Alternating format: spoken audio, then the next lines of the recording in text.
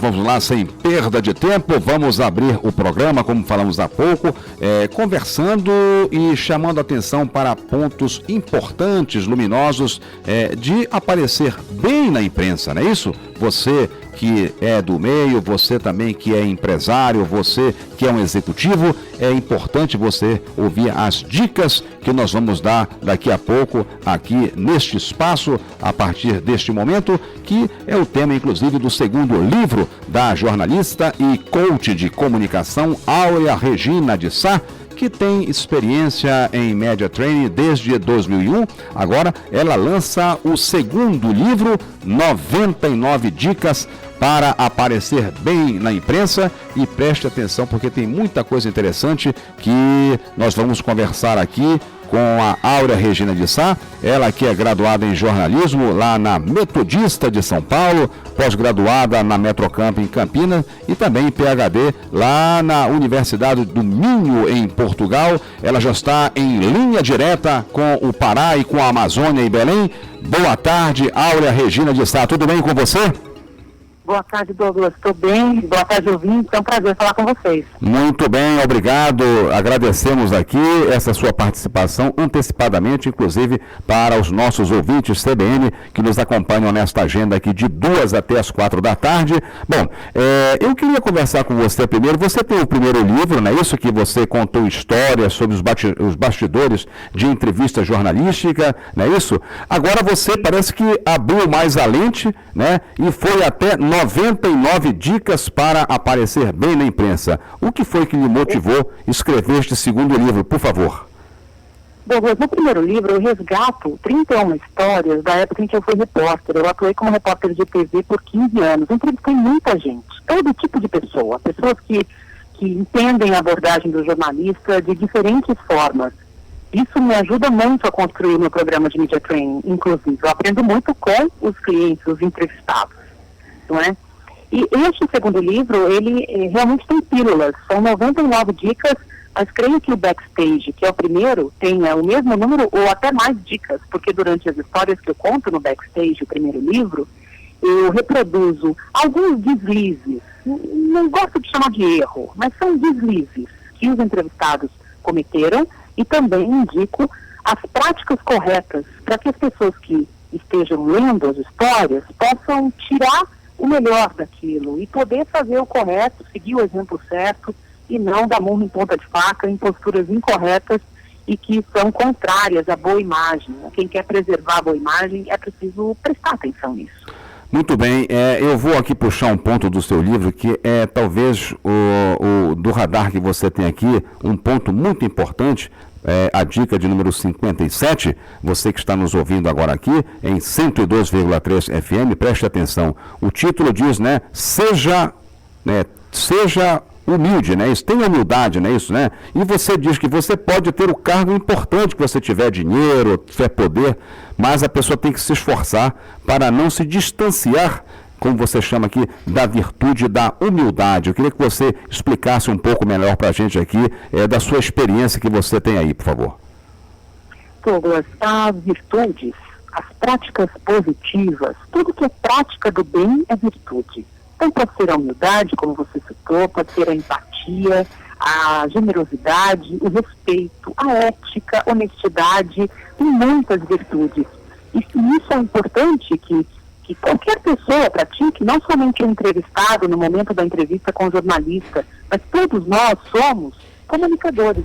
Em qualquer momento do dia, nós estamos nos comunicando com as pessoas, não importa que nós não temos entrevistas.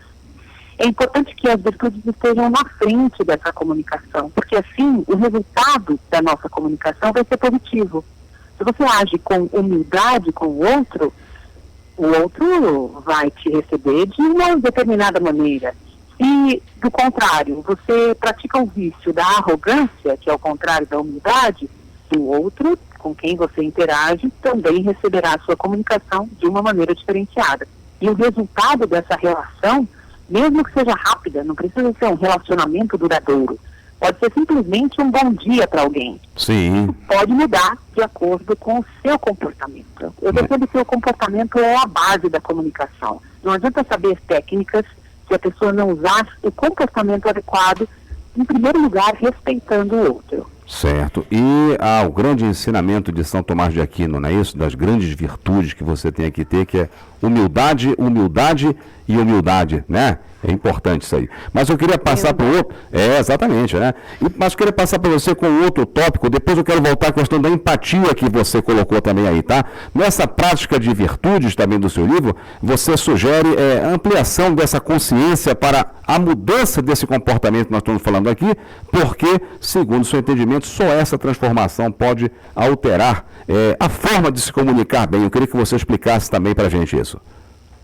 Douglas, eu entendo que ampliando a consciência, ou seja, saindo do piloto automático e entrando no modo agora, no modo acordado. Se eu não estou acordada, eu posso estar praticando ações, porque o outro pratica, eu vi que ele faz, eu também faço, e eu não percebo que eu faço. Isso se dá em relação à prática de vícios de linguagem, a crenças que nem são minhas, mas eu repito, acredito, porque o outro também acredita.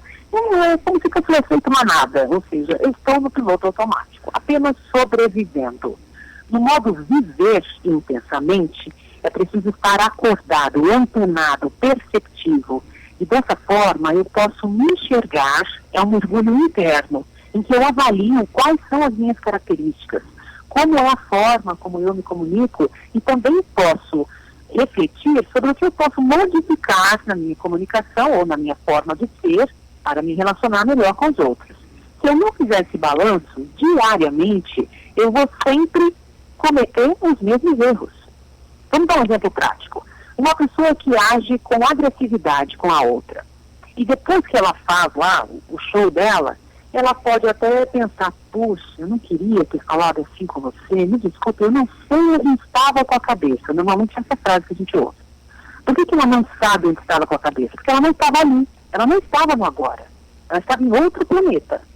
Quando ela se dá conta do que ela fez, ela pode reagir com arrependimento, tentar refazer o que fez, não fazer de novo. Isso é ótimo, isso é o caminho para a transformação. Agora, se a pessoa não se dá conta do que fez, continua fazendo, ainda diz, sou assim, sempre foi assim, os incomodados que se mudem, essa pessoa não vai se modificar. Ela não será uma pessoa melhor, porque ela escolheu não ser. E, portanto, ela não vai se comunicar melhor. E os outros têm que aturar esse jeito dela, aí a relação fica difícil.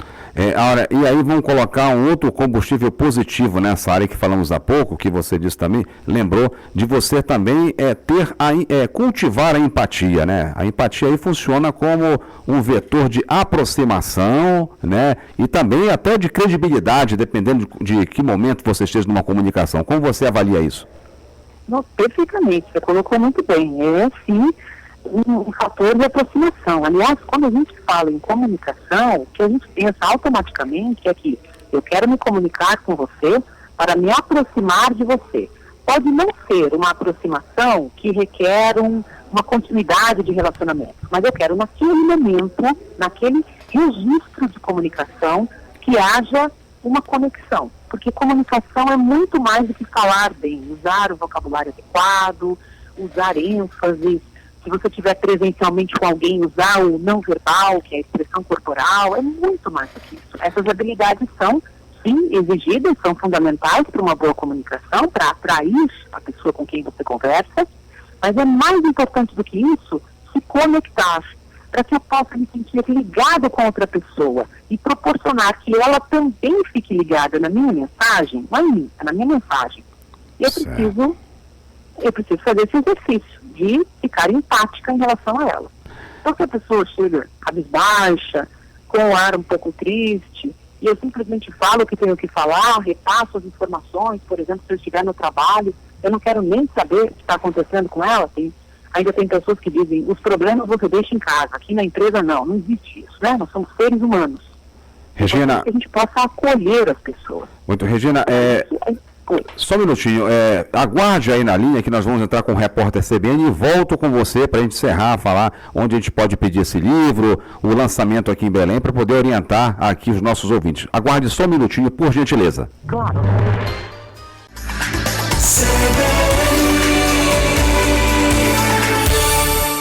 Retomando aqui a entrevista com a media trainer e coach de comunicação, a jornalista Áurea Regina de Sá, para encerrarmos aqui. Mas antes de falarmos do seu livro e tudo, eu queria que você explicasse um pouco aqui para a gente, nós falamos há pouco aí, o que é o porta-voz, que figura é essa, para que fique bem claro pela sua experiência. E qual é o perfil de um homem para ser um porta-voz de uma empresa, de governo, por exemplo? O porta-voz é o representante de uma marca. Pode ser um profissional ou uma profissional, homem ou mulher, que faz a gestão do negócio. Então, normalmente, em empresas, são profissionais de alto escalão, presidente e diretores. Numa instituição pública, o superintendente, os diretores também, cada uma tem uma nomenclatura para esses cargos mais altos. Numa empresa média, o diretor também, ou diretores, o próprio empresário, empreendedores, profissionais liberais, que são a própria marca, como médicos, advogados, fisioterapeutas, enfim, todas as profissões que permitem que a pessoa abra o próprio negócio. Pode ser também um atleta, um artista, enfim, qualquer profissional, homem ou mulher, que estejam à frente de um negócio e possam falar em nome dele e também da própria marca.